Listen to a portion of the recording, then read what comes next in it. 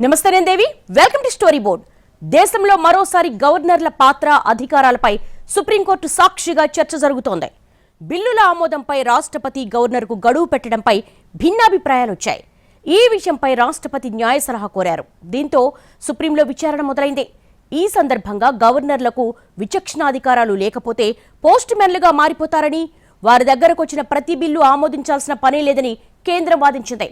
అసలు గవర్నర్ల పనితీరుతో వస్తున్న సమస్యలేంటి? రాజ్యాంగబద్ధమైన అధికారాలపై ఎలాంటి చర్చ నడుస్తోంది?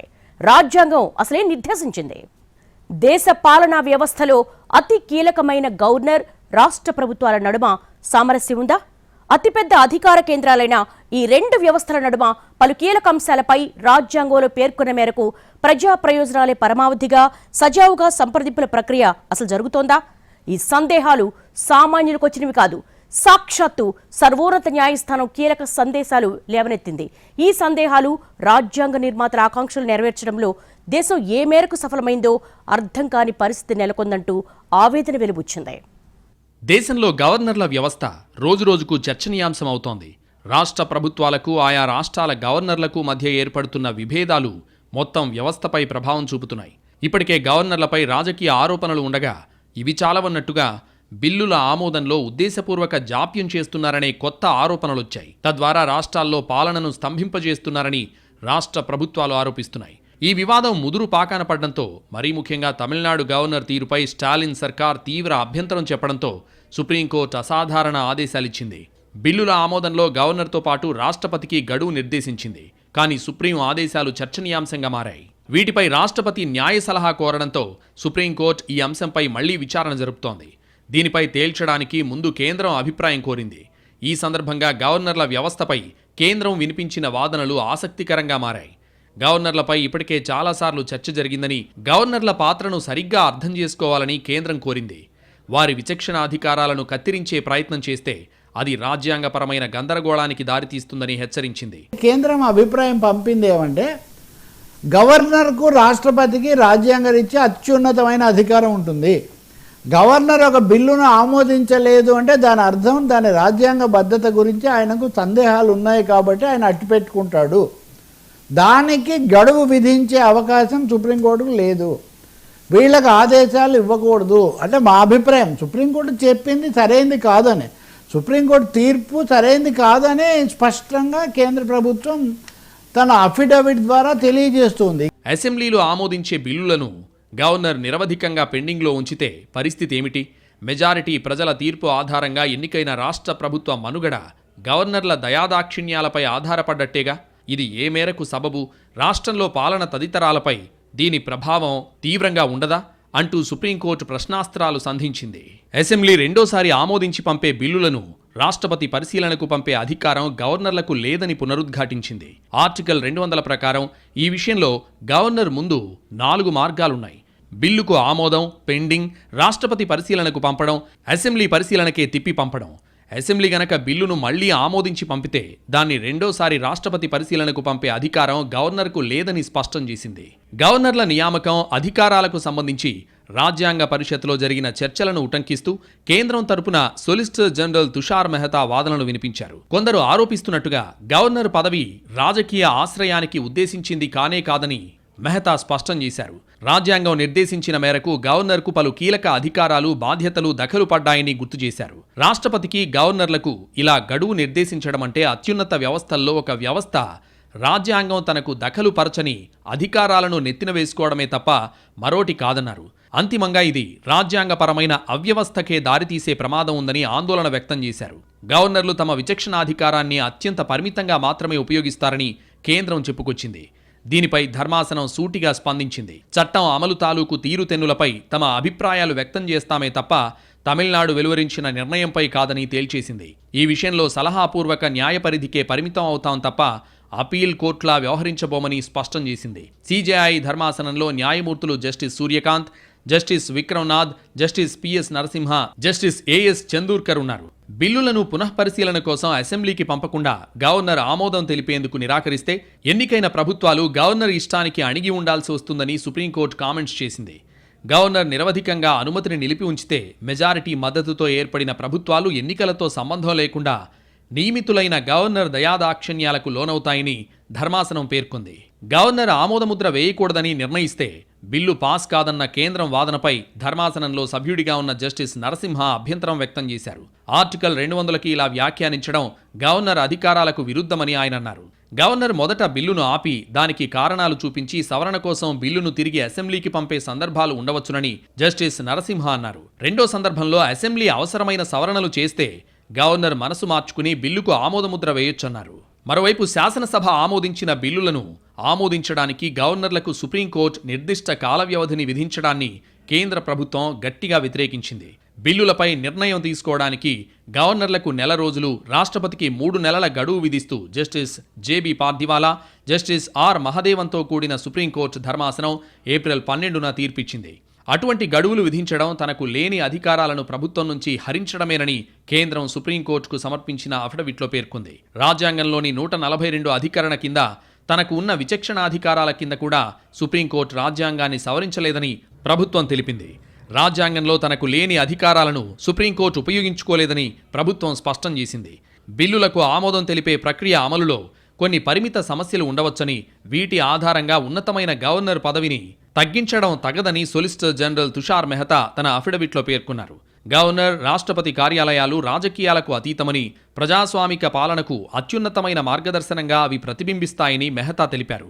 ఎక్కడైనా లోపాలుంటే వాటిని రాజకీయ, రాజ్యాంగ యంత్రాంగాల ద్వారా పరిష్కరించుకోవాలే తప్ప అవాంఛనీయ న్యాయ వ్యవస్థ జోక్యం ద్వారా మాత్రం కాదని ప్రభుత్వం తన అఫిడవిట్లో స్పష్టం చేసింది. దేశంలో గవర్నర్లు, ముఖ్యమంత్రుల మధ్య వివాదాలు కొత్త కాదు. ఇంతకు ముందు ఉన్నాయి, ప్రస్తుతము కొనసాగుతున్నాయి. గతంలోనూ చాలా సందర్భాల్లో గవర్నర్లు తమ వ్యవహార శైలితో చర్చనీయాంశంగా మారారు.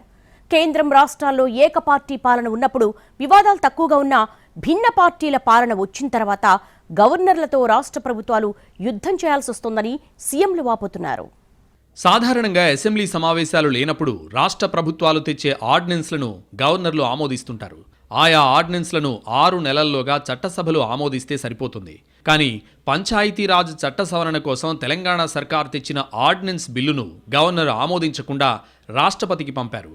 ఆర్డినెన్స్ బిల్లులో ఏమైనా అనుమానాలు ఉంటే న్యాయ సలహాతో పాటు రాష్ట్ర ప్రభుత్వం నుంచి కూడా వివరణ తీసుకోవచ్చు. అప్పటికి ఏదైనా అంశంపై క్లారిటీ రాకపోతే గవర్నర్ దాన్ని రాష్ట్ర ప్రభుత్వానికి తిప్పి పంపించొచ్చు. నిజానికి రాష్ట్ర ప్రభుత్వం న్యాయ, రాజ్యాంగ నిపుణులను సంప్రదించాకే కేబినెట్ ఆమోదంతో ఆర్డినెన్స్ ఫైల్ సిద్ధం చేసి గవర్నర్కు పంపించింది. గవర్నర్ కూడా అడ్వకేట్ జనరల్ అభిప్రాయం తీసుకున్నారు. అంతా సవ్యంగా జరిగిపోతుందని, 1-2 రోజుల్లో గవర్నర్ ఆమోదముద్ర వేస్తారని ప్రభుత్వం భావిస్తున్న టైంలో గవర్నర్ అనూహ్యంగా రాష్ట్రపతి పరిశీలన కోసం కేంద్ర హోంశాఖకు పంపారు. దీని వెనుక ఆంతర్యం ఏమిటని రాష్ట్ర ప్రభుత్వ వర్గాల్లో చర్చ జరుగుతోంది. ఇందుకు రాజ్భవన్ వర్గాలు ప్రధానంగా 2 కారణాలు చెప్తున్నారు. పంచాయతీరాజ్ చట్టంలో 50% రిజర్వేషన్లపై క్యాపింగ్ ఉన్న కీలకమైన నిబంధనను రాష్ట్ర ప్రభుత్వం తొలగించాలనుకోవడం, దానిపై ఇప్పటికే సుప్రీంకోర్టు తీర్పులు ఉండడంతో గవర్నర్ ఈ అంశాన్ని సీరియస్గా తీసుకున్నారని అంటున్నారు. అసలు రిజర్వేషన్లపై క్యాపింగ్ ఎత్తివేసే అధికారం రాష్ట్ర ప్రభుత్వానికి ఉందా లేదా అనే సందేహం గవర్నర్కు వచ్చిందని చెప్తున్నారు. అదిగాక ఇప్పటికే విద్యా, ఉద్యోగాలు, స్థానిక సంస్థల్లో బీసీలకు 42% కోటా కల్పించే 2 బిల్లులు రాష్ట్రపతి ఆమోదం కోసం వెళ్లి పెండింగ్లో ఉండడం వల్లే గవర్నర్ ఆర్డినెన్స్ బిల్లును రాష్ట్రపతి పరిశీలన కోసం పంపినట్లు రాజ్భవన్ వర్గాలు పేర్కొంటున్నాయి. కొన్నాళ్ల క్రితం తెలంగాణ గవర్నర్గా తమిళిసై ఉన్నప్పుడు రాష్ట్ర ప్రభుత్వంతో ఘర్షణ వచ్చింది. ఓ సందర్భంలో హైకోర్టు రాజీ చేసినా మరో సందర్భంలో మాత్రం సమస్య చినికి గాలివానలా మారింది. చివరకు తమిళిసై పదవీకాలం పూర్తయ్యే వరకు సర్కార్తో ఎడముఖం పెడముఖమే కొనసాగింది. ఆ తర్వాతే సాధారణ పరిస్థితులు ఏర్పడ్డాయి. అంతెందుకు, ఉమ్మడి ఆంధ్రప్రదేశ్లో సైతం గవర్నర్కు, ముఖ్యమంత్రికి మధ్య విభేదాలు రావడం కొత్త కాదు. ఎన్టీ రామారావు హయాంలో గవర్నర్కు, ఆయనకు మధ్య పలుమార్లు ఇబ్బందికర పరిస్థితులు ఏర్పడేవి. టీడీపీ అధికారంలోకి వచ్చిన కొత్తలో ఆనాటి గవర్నర్ రామ్లాల్కు, ఎన్టీఆర్కు సంబంధాలు సజావుగా లేవు. గవర్నర్ చివరికి ఎన్టీఆర్ను పదవీచ్యుతుణ్ణి చేసి నాదెండ్ల భాస్కర్ రావుకు ముఖ్యమంత్రి పదవిని కట్టబెట్టారు. ఆ తర్వాత ప్రజా ఉద్యమం రావడంతో ఎన్టీఆర్ ప్రభుత్వాన్ని పునఃప్రతిష్ఠించాల్సి వచ్చింది. పశ్చిమ బెంగాల్ గవర్నర్గా జగదీప్ ధన్కడ్ ఉన్నప్పుడు ఆయనకు, మమతా బెనర్జీ ప్రభుత్వానికి మధ్య పెద్ద సంక్షోభమే నడిచింది. గవర్నర్ అసెంబ్లీ వద్దకు వెళ్లి గేటు వద్ద నిలబడిన అరుదైన ఘటన జరిగింది. కేరళలో గవర్నర్ ఆరిఫ్ మహమ్మద్ ఖాన్కు, విజయన్ ప్రభుత్వానికి మధ్య కూడా రగడ జరిగింది. సాధారణంగా రాజకీయ నేతలను గవర్నర్లుగా నియమించినప్పుడు ఎక్కువ గొడవలు జరుగుతుంటాయి. రాజకీయేతర మాజీ బ్యూరోక్రట్లను గవర్నర్లుగా చేసినప్పుడు తక్కువ వివాదాలు చోటు చేసుకున్నాయి. కానీ తమిళనాడు గవర్నర్ రవి ఆ వాదన కూడా తప్పని విజయవంతంగా రుజువు చేశారు. పూర్వాశ్రమంలో బ్యూరోక్రట్ అయిన రవి గవర్నర్గా వచ్చాక స్టాలిన్ సర్కార్కు చుక్కలు చూపించారు. అన్నాడీఎంకే బలహీనపడ్డంతో సరైన ప్రతిపక్షం లేదని సంతోషించిన డీఎంకేకు గవర్నర్ రవి రూపంలో ఊహించని ప్రతిపక్షం తగిలినట్టయింది. అసెంబ్లీలో బిల్లు పాసవడం తేలికే. గవర్నర్ ఆమోదం గురించే చర్చంతా అనేంతగా రవి స్టాలిన్ సర్కార్ను రాచి రంపాన పెట్టారు. గవర్నర్ తీరుతో విసిగిపోయే స్టాలిన్ ప్రభుత్వం సుప్రీంను ఆశ్రయించి అసాధారణ ఆదేశాలు తెచ్చుకుంది. ఇప్పుడు ఆ ఆదేశాల పర్యవసానాల మీదే చర్చ జరుగుతోంది. అందులో భాగంగానే గవర్నర్లకు ఎలాంటి అధికారాలు ఉండాలనే మౌలికపరమైన ప్రశ్నలు వస్తున్నాయి. ఇక గవర్నర్ వ్యవస్థ ఉండాలా వద్దా అన్న చర్చ కూడా చాలా కాలంగా సాగుతోంది. తెలుగుదేశం పార్టీ ఏకంగా గవర్నర్ల వ్యవస్థను రద్దు చేయాలని గతంలో తీర్మానాలు చేసింది. తమకు అనుకూలంగా ఉన్న గవర్నర్ అయితే ఒక రకంగానూ లేకుంటే మరో రకంగానూ రాజకీయ పక్షాలు వ్యవహరించడం సహజమే. అలాగే కేంద్రంలో ఉన్న పార్టీకి చెందినవారు గవర్నర్లైతే ఆ పార్టీ అధికారంలో లేని రాష్ట్రాలతో ప్రభుత్వాలతో నిత్యం తగాదాలు రావడం ఇటీవలి కాలంలో తరచుగా జరుగుతోంది.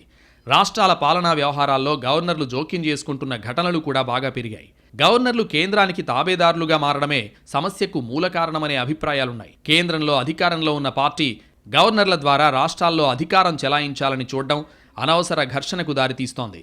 చాలా సందర్భాల్లో వివాదాలకు తావు లేకపోయినా ఉద్దేశపూర్వకంగా గిల్లికజ్జాలు పెట్టుకునే ధోరణి కనిపిస్తోంది. కొన్నిసార్లు గవర్నర్లు గీత దాటుతుంటే కొన్నిసార్లు రాష్ట్ర ప్రభుత్వాలు గవర్నర్ల ఉనికినే గుర్తించబోమన్నట్టుగా వ్యవహారం నడుస్తోంది. ఇక్కడ గవర్నర్ల విషయంలో ఈ రాష్ట్రం ఆ రాష్ట్రం అనే తేడా లేదు. ప్రతి చోట గవర్నర్ రాష్ట్ర ప్రభుత్వాన్ని ఇబ్బంది పెట్టిన ఘటనలు చరిత్రలో కనిపిస్తాయి. అయితే ఇలాంటి పెడపోకడలకు కాలక్రమంలో అడ్డుకట్టపడాల్సింది పోయి మరింతగా పెరుగుతున్న ఘర్షణ వైఖరే అందరినీ ఆందోళనకు గురిచేస్తున్న అంశం. ముఖ్యమంత్రులైనా గవర్నర్లైనా గౌరవం ఇచ్చిపుచ్చుకోవాలని రాజ్యాంగ నిర్మాతలు నిర్దేశించారు. ఏ వ్యవస్థకు నిర్దేశించిన బాధ్యతలు వారికున్నాయి. ఎవరికి వారు పరిధి దాటకుండా పనిచేస్తే వివాదాలకు చోటే ఉండదు. కానీ లక్ష్మణ రేఖను దాటినప్పుడే ఇబ్బందులు వస్తున్నాయి. గవర్నర్లు రాజకీయాలకు అతీతంగా ఉండాలన్న మౌలిక సూత్రం గాడి తప్పిందనే మాట గట్టిగా వినిపిస్తోంది. గవర్నర్ పదవిలో ఉన్నవాళ్లు అందరికీ ఆదర్శంగా ఉండాలని రాజ్యాంగ నిర్మాతలు ఆశించారు. కానీ వాస్తవంలో కొన్నిసార్లు అందుకు విరుద్ధంగా జరుగుతోంది. అదే సమస్యకు దారితీస్తోంది. రాజ్యాంగంలోని ఆర్టికల్ 159 ప్రకారం రాష్ట్ర వ్యవహారాల పరిశీలనలో రాజ్యాంగాన్ని చట్టాన్ని పరిరక్షించడం గవర్నర్ ప్రాథమిక విధి. ఒక రాష్ట్రం కార్యనిర్వాహక శాసన సంస్థలపై గవర్నర్ చర్యలు, సిఫార్సులు, పర్యవేక్షక అధికారాలు రాజ్యాంగంలోని నిబంధనలను అమలు చేయడానికి ఉపయోగించవచ్చు. ఈ విషయంలో గవర్నర్కు కొన్ని అధికారాలున్నాయి. గవర్నర్కు 2 రకాల అధికారాలుంటాయి. ఒకటి రాజ్యాంగబద్ధమైనవి, 2 సందర్భాన్ని అనుసరించి ఉండేవి. రాష్ట్రపతి పరిశీలన కోసం బిల్లును రిజర్వ్ చేయాల్సి వచ్చినప్పుడు మంత్రిమండలి సలహా లేకుండా గవర్నర్లు స్వంత నిర్ణయాలు తీసుకోవచ్చు. రాష్ట్రంలో రాష్ట్రపతి పాలనకు సిఫారసు చేయాల్సి వచ్చినప్పుడు తమ అభీష్టానుసారం వ్యవహరించొచ్చు. కేంద్రపాలిత ప్రాంత నిర్వాహకునిగా అదనపు బాధ్యతలను అప్పగించినప్పుడు స్వంత అభీష్టానుసారం చర్యలు తీసుకోవచ్చు. రాష్ట్రాల గవర్నర్లు మరికొన్ని సందర్భాలలో కూడా తమ అభీష్టానుసారం పనిచేయొచ్చు. ఎన్నికల్లో ఏ పార్టీకి స్పష్టమైన మెజారిటీ రానప్పుడు లేదా పదవిలో ఉన్న ముఖ్యమంత్రి మరణించడం వల్ల కొత్త ముఖ్యమంత్రిని నియమించాల్సి వచ్చినప్పుడు ఆ విచక్షణాధికారాలు వర్తిస్తాయి. అలాగే రాష్ట్ర శాసనసభలో విశ్వాసాన్ని అధికారపక్షం నిరూపించుకోలేకపోవడంతో మంత్రిమండలిని రద్దు చేయాల్సి వచ్చినప్పుడు, ముఖ్యమంత్రి మెజారిటీ కోల్పోయిన తరుణంలో రాష్ట్ర శాసనసభను సకాలంలో రద్దు చేయాల్సి వచ్చినప్పుడు, మహారాష్ట్రలోని విదర్భ, మరాఠ్వాడా కోసం ప్రత్యేక అభివృద్ధి బోర్డులను ఏర్పాటు చేయాల్సి వచ్చినప్పుడు, గుజరాత్లోని సౌరాష్ట్ర, కచ్కు వేర్వేరు అభివృద్ధి బోర్డులను ఏర్పాటు చేయాల్సి వచ్చినప్పుడు, నాగాలాండ్లోని నాగా హిల్స్, తుయిన్సాంగ్ ప్రాంతంలో అంతర్గత సంక్షోభం కొనసాగుతున్నంతకాలం రాష్ట్రంలో శాంతి భద్రతలకు సంబంధించి, అస్సాంలోని గిరిజన ప్రాంతాల పరిపాలనకు సంబంధించి, మణిపూర్లోని కొండ ప్రాంతాల పరిపాలనకు సంబంధించి, సిక్కింలో వివిధ వర్గాల శాంతి, సామాజిక, ఆర్థిక పురోగతి కోసం అధికారాలు ఉపయోగించొచ్చు. అరుణాచల్ ప్రదేశ్లో శాంతి భద్రతలకు సంబంధించి, కర్ణాటకలో హైదరాబాద్, కర్ణాటక ప్రాంతానికి ప్రత్యేక అభివృద్ధి బోర్డులను ఏర్పాటు చేయాల్సి వచ్చినప్పుడు కూడా గవర్నర్ విచక్షణ పనిచేస్తుంది. ప్రత్యేక సందర్భాలు కాకుండా ఇతర సందర్భాలలో రాజ్యాంగపరమైన అనుమతిని దాటి గవర్నర్ తన ఇష్టప్రకారం వ్యవహరించడం రాజ్యాంగ వ్యతిరేకం అవుతుంది. ప్రజల చేత ఎన్నికైన రాష్ట్ర ప్రభుత్వంపైన, ప్రజల తీర్పుపైన దాడిగా దాన్ని చూడాలంటున్నారు నిపుణులు. గవర్నర్లు ప్రభుత్వాలతో సహృద్భావ వాతావరణంలో ఉండాలనే ఉద్దేశంతోనే సమయానుకూలంగా తేనీటి విందులు ఏర్పాటు చేసే సంస్కృతి మొదలైంది. ప్రభుత్వ పెద్దలతో పాటు వివిధ రంగాల ప్రముఖుల్ని ఆహ్వానించడం ద్వారా గవర్నర్ అందరికీ యాక్సెసిబుల్ అనే సంకేతాలు వెళతాయి. కానీ ఇప్పుడు గవర్నర్ల అపాయింట్మెంట్లపై కూడా చర్చ జరిగే పరిస్థితి ఉంది. గవర్నర్ వ్యవస్థ అనేది స్వాతంత్రానికి పూర్వం బ్రిటిష్ పాలన నుంచే దేశంలో ఉంది. అప్పట్లో వైస్రాయ్ అనేది కీలకమైన పదవి. గవర్నర్ కార్యనిర్వాహక అధిపతి. బ్రిటిష్ చట్టాలకు అనుగుణంగా నాడు ఏర్పడిన ఈ వ్యవస్థ ఇప్పటికీ కొనసాగుతోంది. ఆర్టికల్ 153 ప్రకారం ప్రతి రాష్ట్రానికి ఓ గవర్నర్ అవసరం. ఆర్టికల్ 154 ప్రకారం గవర్నర్కు కార్యనిర్వాహక అధికారం ఉంటుంది. పరోక్ష అధికారుల ద్వారా పరిపాలన చేయొచ్చనేది దీని అర్థం. సెక్షన్ 159 ప్రకారం ప్రమాణ స్వీకారం చేయించే అధికారం ఉంటుంది. పేరుకు కార్యనిర్వాహక అధికారి అయినా వాస్తవాధికారం మాత్రం మంత్రివర్గానిదే. తిరిగి అదే మంత్రివర్గానికి శాఖల కేటాయింపును ముఖ్యమంత్రి సూచన మేరకు చేసేది కూడా గవర్నరే. శాసనసభ్యులుగా శాసనసభకు వెళితే వారు శాసన వ్యవస్థలో భాగం అవుతారు.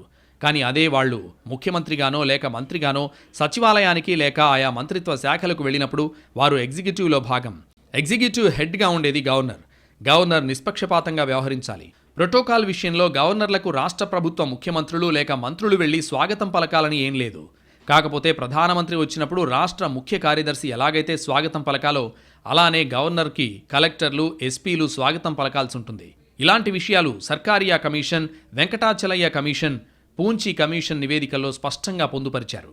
కేంద్ర రాష్ట్ర ప్రభుత్వాల మధ్య గవర్నర్ వ్యవస్థ వారధిగా ఉండాలనే ఉద్దేశంతో కొనసాగిస్తున్నారు. కానీ ఆ ఉద్దేశం నెరవేరడం లేదు. రాష్ట్ర ప్రభుత్వం ఓ బిల్లును ఆమోదించినప్పుడు స్పష్టత కోరే అధికారం గవర్నర్కుంది. అయినా ఆ బిల్లును అమలు చేసే అంతిమ అధికారం మాత్రం రాష్ట్ర ప్రభుత్వానిదే. గవర్నర్ వ్యవస్థ రాజకీయ పునరావాస కేంద్రంగా మారిందన్న విమర్శలు ఎప్పటినుంచో ఉన్నాయి.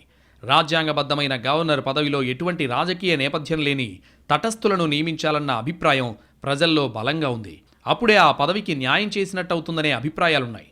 గవర్నర్లు రాజ్యాంగం ప్రకారంగా యాక్ట్ చేయాలి, బాధ్యతగా యాక్ట్ చేయాలి, పెద్ద పదవి సుప్రీంకోర్టు చెప్తాను.